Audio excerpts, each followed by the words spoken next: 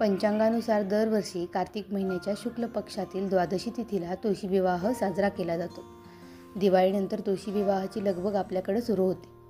ज्यांच्या घरामध्ये तुळस लावलेली असते, ज्या तुळशीला छान मंजुळा आलेल्या असतात, अशा तुळशीचा विवाह केला जातो. असं म्हणतात की भगवान विष्णू आणि तुळशी यांच्या प्रेमाचं प्रतीक म्हणून हा विवाह करण्यात येतो. तुळशीला देवी लक्ष्मीचं स्वरूप मानलं जातं.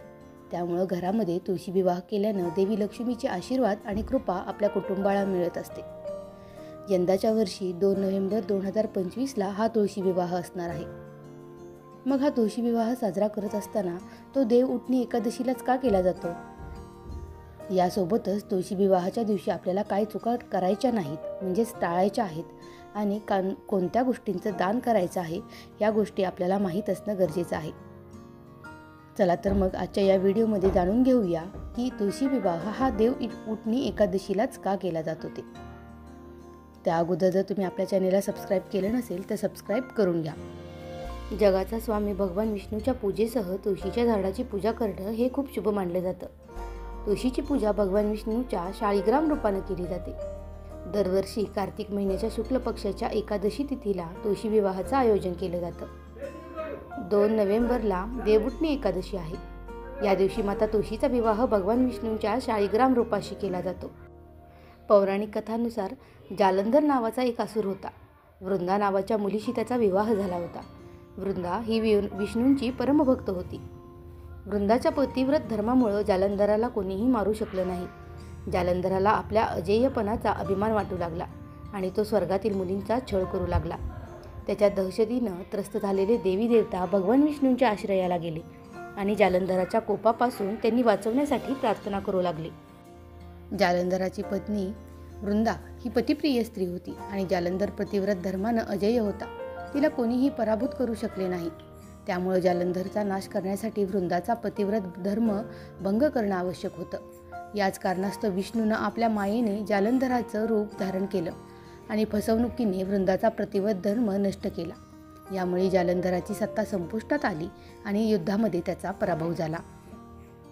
वृंदाला ही फसवणूक लक्षात येताच ती संतापली आणि तिने विष्णूला शिळ्या होण्याचा शाप दिला. त्यानंतर वृंदा स्वतः सती बनली.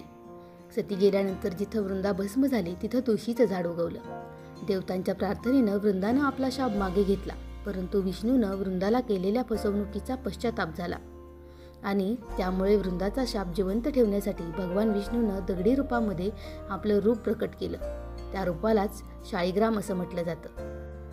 वृंदाची प्रतिष्ठा आणि पवित्रता राखण्यासाठी देवतांनी माता तुळशीचा विवाह भगवान विष्णूंच्या शाळीग्राम रूपाशी केला. त्यामुळं दरच वर्षी कार्तिक महिन्यामधील शुक्ल पक्षाच्या एकादशीला तुळशी विवाह शाळीग्रामाशी केला जातो. तर अशा पद्धतीनं प्रत्येकच वर्षी देव उठणी एकादशीला हा विवाह संपन्न होतो. आता ह्यानंतर आपण जाणून घेणार आहोत की तुळशी विवाहाच्या दिवशी आपल्याला कोणत्या गोष्टी किंवा कोणत्या चुका करायच्या नाहीत त्याबद्दल. तुळशी विवाहाची पूजा करत असताना तुम्ही हे लक्षात ठेवा की एकादशी तिथीला आपल्याला भात खायचा नाही. हा एकादशी व्रताचा सर्वात मोठा नियम आहे. पण तुळशी विवाहामध्ये पूजेच्या वेळीही कच्च्या तांदळाचा वापर करू नका. पूजेमध्ये जिथे अक्षतांचा वापर करायचा आहे तिथं तिळाचा वापर तुम्ही करू शकता. आता यानंतर तुळशी विवाहाच्या दिवशी आपल्याला काय करायचे आहे ते जाणून घेऊया. तुळशी मातेच्या विवाहाच्या दिवशी कपडे, अन्न आणि दागिन्यांचं दान करणं हे अतिशय शुभ मानलं जातं. असं केल्यानं व्यक्तीची प्रगती होते आणि तिच्या जीवनामध्ये आर्थिक समृद्धी येते असं मानलं जातं. कन्यादान हे हिंदू धर्मामधील सर्वात मोठं दान मानलं जातं. म्हणून या दिवशी तुळशी मातेला आपली कन्या मानून विधीपूर्वक आपल्या मुलीचं दान करायचं. असं केल्यानं भगवान विष्णूंच्या कृपेनं इच्छित फलप्राप्ती होत असते अशी धार्मिक मान्यता आहे. तुळशी विवाहावर सिंघाटा, गोड बटाटा आणि हंगामी फळांचं दान करणं हे खूप शुभ मानलं जातं. असं केल्यानं भगवान विष्णू आणि माता लक्ष्मीचा आशीर्वाद मिळतो असं मानलं जातं. त्यामुळे वरती दिलेल्या गोष्टी तुम्ही नक्कीच या दिवशी दान करा, जेणेकरून तुम्हाला त्याचा फायदा होईल.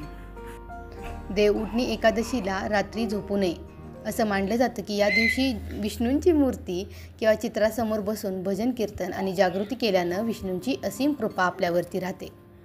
या दिवशी पानही चुकूनही खाऊ नका. असं मानलं जातं की सुपारी खाल्ल्यानं मनामधील रजोनिवृत्तीची प्रवृत्ती वाढते. या साधकानं सात्विक नीतिमत्ता ठेवून विष्णूंची साधना नक्की करावी. एकादशीच्या दिवशी इतरांची निंदा करणं आणि वाईट करणं टाळा. असं केल्यानं जीवनामधील नकारात्मकता वाढू शकते. असं मानलं जातं की एकादशीच्या दिवशी पाठ फिरवणं टाळावं. असं केल्यानं अपमान होऊ शकतो आणि सन्मान गमावला जातो. या दिवशी आपण राग देखील टाळायचा असतो. त्यामुळं मानसिक ताण वाढतो आणि भक्तिभावानं विष्णूची पूजा करा. जर कोणी चूक केली तर त्याला माफ देखील करा. देवउठणी एकादशीच्या दिवशी तामसिक अन्नाचं सेवन करू नये. या दिवशी भाताचं सेवन करू नये. तसेच एकादशीच्या दिवशी तुळशीची पानं देखील तोडू नका. पूजेच्या 1 दिवस आधीच तुम्ही तुळशीची पाने तोडून ठेवू शकता. देवउठणी एकादशीच्या दिवशी भगवान विष्णू, देवी लक्ष्मी आणि तुळशीच्या झाडाची पूजा करा. या दिवशी गरीब आणि गरजूंना आपल्या क्षमतेनुसार अन्न, पैसा आणि उबदार कपडे नक्की दान करा.